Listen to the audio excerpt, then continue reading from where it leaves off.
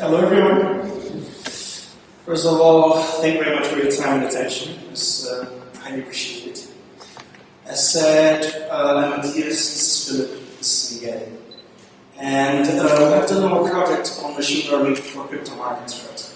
And more specifically, we go a bit deeper into deep learning approach, how to predict prices using NLP and technical indicators. So, yeah, let's just go into it. So straight to the motivation, like what actually brought us to come with this topic, right? So that is the very typical motivation, like buy low to sell high. That's how financial markets work.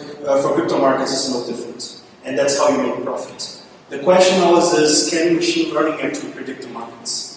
So it turns out people are always trying that. They don't use technical models, they use technical indicators and price data to actually understand what the predictions for a next price point could be.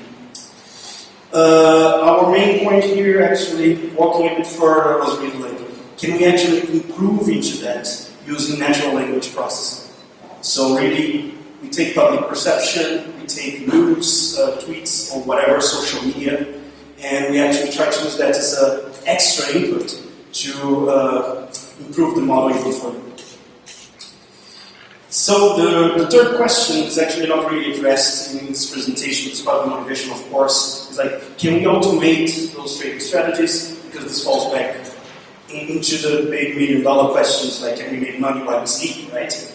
And that's something that we are looking for. Like we are focusing a bit more on the natural language processing, how it actually improves the predictions of our technical model, but the major motivation also has to do, of course, with applying it. Fourth, but I mean, also important is like why we even chose Bitcoin, right? Because the kind of models we are using, they can easily extrapolate for other kinds of assets in the financial markets, and or like other cryptocurrencies or stuff like that. The reason why we actually took Bitcoin, first of all, cryptos are interesting because we understood they are a bit more prone for rumors in the social media and news in general. Like they are really volatile, so they might be a bit more, how you say, they respond better to understanding the social media. Another thing, of course, Bitcoin, the information is readily available. You can access that really easy, and it's actually it's quite easy to trade on Bitcoin and prove whether your model might be working or not. Jumping a bit into the application, it makes sense to understand how this kind of model would actually be applied, right? So the idea here is like we have a deep learning model. We have as an input price data, maybe social media, in those cases we are using tweets, and also financial news. For us, it's actually Google headlines of the news, right? And this is input into the model, and this is the main object of this presentation, and this generates a prediction. And then we hope that in the future we can actually feed that into trading systems, and basically to do something simple, like you feed the price prediction, and you ask the trading system, like, okay, is the price tomorrow probably going up or down? If it's going up, of course you buy, otherwise it's sell. That's a simple idea, and that's how you should do it. So that's more or less how the application should look. So, the way we actually approach the problem, as I spoke, is actually, we made at least two models, we could say three. Like, we have a technical model that is more like a typical price data model that tries to understand the patterns and draw some technical indicators, understand the prices, and predict something. But we also have like the sentiment analysis and the natural language processing. That's something that's going to come next. But going to the technical model in detail, how we actually did it. So the architecture is a combination of LSTMs and dense layers. The input is a time window of 14 days, and I think, which also actually makes sense to understand, like, okay, LSTMs are really interesting for that. Those are recurrent neural networks, and they have this property that we can actually feed into that as an input, multiple price points, right? So you're not making a prediction based on just the price of, let's say, you're predicting tomorrow. You're not making it just on price for today. You might be making it using 14 data points in the past, like 14 days. And that's why we use the LSTMs. 14 days seemed like we tested multiple time windows for this problem, but 14 days seemed to generate a reasonably good result. And that's what we stuck with for now. So how does it work? It goes, you have those price data, it generates the technical indicators, it calculates that. Technical indicators are basically mathematical models that try to explain things about the asset we're looking into. You could be talking about trends, momentum, volume, and volatility. Those are the main things that normally technical indicators try to deal with. And finally, like picking those indicators is nothing trivial at all. But we basically look into scientific publications that were done in similar setup, and we decided for some popular technical indicators for now. So the first thing is like once you have the technical model, because the technical model is about getting it right. It's about having a baseline, because you want to compare that to a model that will come further, that actually mixes not only the technical part, not only the price data, but also the financial news, right? Social media and everything. So it always makes sense to actually tell, like, okay, to get that model right, we did some research cross-validation, and that was really important for us. We used the score metric, the mean square error, and we basically picked the models that actually perform the best in mean square error when it comes to validation. So, thank you. Well, when we started to develop the model, the first question we asked ourselves is what kind of data should we work with? Where should we get the data from? So obviously, if you wanted to work with natural language processes and with sentiment analysis, the first idea is to work with people saying something in the internet. So basically, we decided to go on Twitter and to get tweets from people that were relevant in the crypto scene. Here we have an example of a tweet that we kind of got, and this is the kind of inputs we are using for our models. Bitcoin price may go down. It's an example of somebody saying something that could have an impact on the price of the Bitcoin. And then we decided as well to get Google News and headlines from Google News, because we thought it could have an impact as well on the price of the Bitcoin itself. So there is an example here of a newspaper with the headlines saying Bitcoin's average transaction value reduced to 2017. This kind of news could have an impact on the price of the Bitcoin. And this is actually what we were using. At the end, what we have is a huge database with 70% of the tweets and 25% of Google News, because it's easier to get tweets than Google News because of some restrictions of Google. So for the sentiment analysis process, there were basically two parts. So the first part is creating a model for the sentiment analysis. This is the goal, let's say, from the natural language processing part.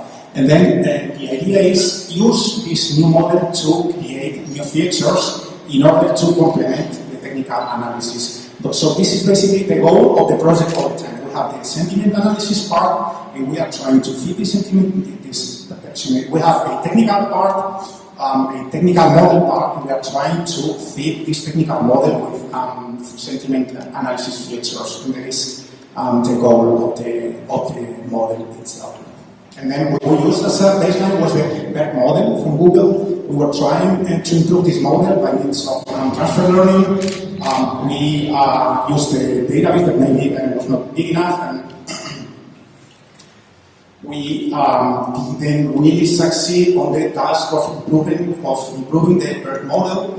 But actually, we got our goal, which was the creation of new features for the model. This is basically the pipeline of how we got the sentiment analysis of these tweets and Google News. So obviously the goal is to create a model. The base model that we use was BERT from Google, and then we use transfer learning, and means of data preprocessing before and unlabeling of tweets and news, and then at the end we have our own predictor model for the sentiment analysis. Like I said, and this improvement of the BERT model is something we unfortunately couldn't achieve, but this is like an ongoing project. We hope that in the future we can really improve this model. Okay, thank you very much. Hi guys, hi Tristan, nice to have you here on the screen. I will try to explain how we actually put all this together. So we created a multiple input model in Keras. So again, the goal was to kind of combine the model only based on the technical indicators with scraped text and the results of the sentiment classification. So on the right side, you see the numeric features of the technical model described by Matias. This is fed into an LSTM layer, which allows modeling long-term dependencies in the sequence. In our case, it's 14 days. We also put the result of the sentiment classification into the LSTM. This, in the end, ended up being a single feature which represents the ratio of positive and negative tweets on a given day. And on the left side, you see the layers for the text data. So it's tweets and headlines straight from Google News. And that will be fed into then the second model, which we hope will improve the predictions as a second input. Both inputs are then concatenated and used to predict the Bitcoin value for the following day. So, let's move a bit deeper on the actual NLP part. So, we, as mentioned, have a set of numerical features, and we also have a lot of raw text that we want to code to use it in our model. And how did we do that? We tried a few approaches. The most natural one would be to use word embedding, so Cloud, for example. We quickly realized that we kind of a problem with noisy data, so there are a lot of words in our data set that are out of our vocabulary, since tweets and kind of the financial lingo contains a lot of abbreviations and specific terms to crypto and the financial domain. So we try to solve this out of vocabulary problem by using character-based embeddings. So character-based embeddings with subsequent convolutional layers can kind of identify any word as long as the characters are included in the embeddings. In the end, we ended up concatenating for the strings that we actually embedded the 20 most retweeted and favorite tweets of the day with the news headlines of a given day, which were around 50. So we kind of transfer characters as one-hot encodings and create a sequence of vectors with a set maximum length, just based on the maximum length that one of these strings would have. And afterwards, we use multiple convolutional layers to actually learn the sequence. And the goal is, of course, that the model kind of finds patterns in the sequence of strings of recurring characters that are relevant to predict targets. So, we would like to show you some very preliminary results. We trained the model on the data of the first 568 days of our data set, which actually started on the 1st of January 2018. We left out 110 days as our test set, so you can see here the final predictions on the test set, where the technical model is the blue line, the multi-input model containing the text as additional inputs is the red line, and the real value is the yellow line. So our main goal was, of course, to show that by introducing the external data in form of some representation of public perceptions and tweets and news headlines, that this can be used to improve the predictions of the technical modeling. And indeed, we saw that on the unseen data, we could improve these predictions by around 2%. We compared this to publications we read that used a similar approach for stock market, and it seems like this is kind of the ballpark of kind of influence that you would expect public perceptions to have in such a volatile asset as, for example, Bitcoin. Of course, there's a lot more evaluation to be done at this point, but so far we at least have reasons to hope that there is some signal in the text data that can be used to predict Bitcoin value.